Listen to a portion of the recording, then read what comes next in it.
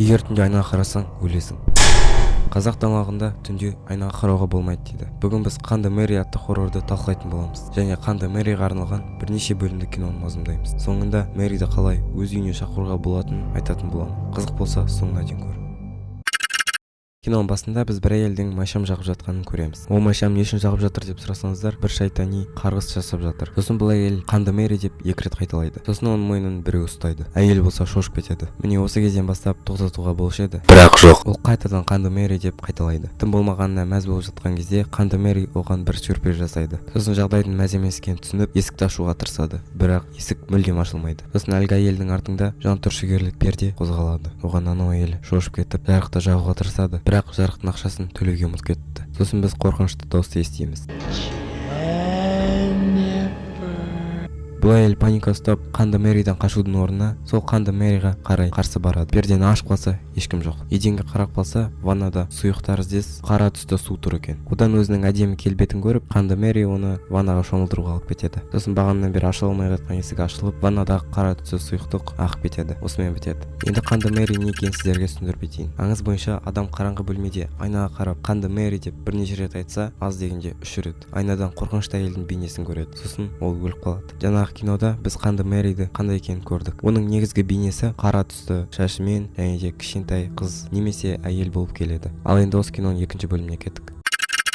Бұл қыздың майшамдары дайын тұр екен. Және де ол Қанды Мэри деп 2 рет айтады. Және де дәл жаңағындай оның бетін біреу ұстап көреді. Анау қыз шошып кетіп, оның миына парасатты ой келеді. Ол бұны тоқтатқысы келеді. Бірақ бұл қызды құрбылары күштеп ұстап отыр екен. Құрбылары былай айтады: Келли, қорықпасайшы, біз ойнадық қой, саған ештеңе болмайды. Бірақ біз ойнамадық қой. Тағы бір рет айтсаң шығарамыз. Келли басқа таңдау жоқ екенін түсініп, Қанды Мэри деп соңғы рет айтады. Келли ботына жіберіп қойғанын түсініп, бұл жерден шыққысы келеді. Сосын оның артынан біртүрлі дауыс естиміз.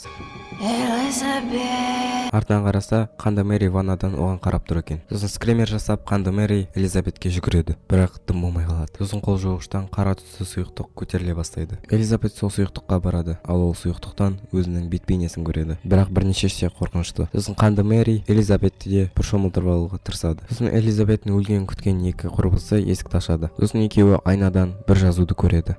Say my name, Heisenberg. Егер қазақшаға аударсақ, менің атымды ата, немесе менің атымды айт. Сосын жарық өшіп, майшамдар өзі жанады. Содан анау екеуін шошытып жібереді. Есік жабылады. Осымен бітеді. Және Қанды Мэри туралы бір аңыз білетінмін. Аңыз бойынша баяғыда Мэри есімді жас әйел өмір сүреді. Ол өте сұлу болған екен, бірақ оның тағдыры қайғылы аяқталады. Әр нұсқада оның өлімі әртүрлі, бірақ бірінде ол жазықсыз өлтірілген қыз, ал екіншісінде сиқыршы, ал тағы біреуінде айнамен байланысты жұмбақ жағдайда жоғалған ретінде айтылады. Бірақ ең танымалы, Мэри үлкен үйде өмір сүрген. Оның мойнында үнемі тағатын әдемі лентасы болған. Бірақ бір күні күйеуі оның лентасын шешуге тырысады, бірақ Мэри оған рұқсат бермейді. Бір күні ол Мэри ұйықтап жатқанда лентаны шешіп қалады. Содан кейін қайғылы оқиға болады. Осы оқиғадан кейін Мэри елеске айналып жаңа қыздарды өлтіреді. Осымен бітті. Келесі бөлімге кеттік.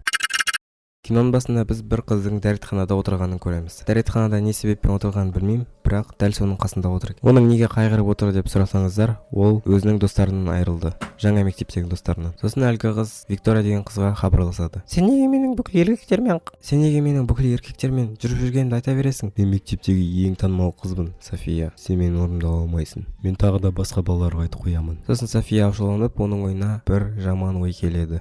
Ол айнаның алдына отырып шамдарын жағады. Сосын Қанды Мэриді шақырады. Сосын Қанды Мэри айнадағы оның бейнесіне айналып, оған не керек деп сұрайды. София болса кек алғысы келгенін айтады. Әлгі Виктория деген қаншыққа деп айтады. Қанды Мэри болса соған мәз болып Викторияға келеді. Ал Виктория болса өзінің өсектерін бүкіл мектепке жайып жатады. Қанды Мэри болса Викторияға сюрприз жасайды. Бірінші Виктория деп қорқынышты доспен айтады.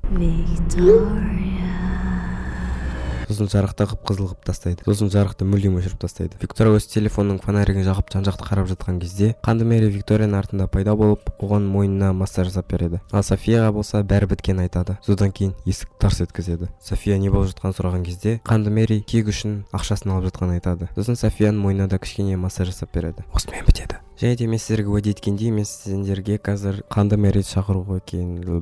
В общем, үйде қалай Қанды Мэриді шақыру керек екенін көрсетемін. Оны шақыру үшін достарың және де майшамдар және де айна керек. Сосын бір досыңыз таңдайсыздар. Ол айнаның алдында тұрады. Айнаның алдына майшамдарды қоясыздар. Сосын бөлмедегі бүкіл жарықты өшіріп тастайсыздар да айнаға қарап 3 рет Кровавая Мэри деп айтасыздар. Немесе Қанды Мэри деп. Осы сөздерді айтып жатқан кезде көздеріңізді жұмбаңыздар. Және де анық айтыңыздар. 3 рет өз орындарыңызда айналып көріңіздер. Егер Канды Мэри пайда болмай жатса, сосын майшамдағы жарықты өшіріп бөлмеден шығып кетіңіздер. Сосын достарыңызға не болған айтыңыздар. Егер сізде болмай қалса, басқа досыңыз жіберіңіз. Мүмкін ол шынымен Канды Мэриді көретін шығар. Егер сіздерде бұл істелсе, комментқа жазып кетіңіздер. Сау болыңыздар.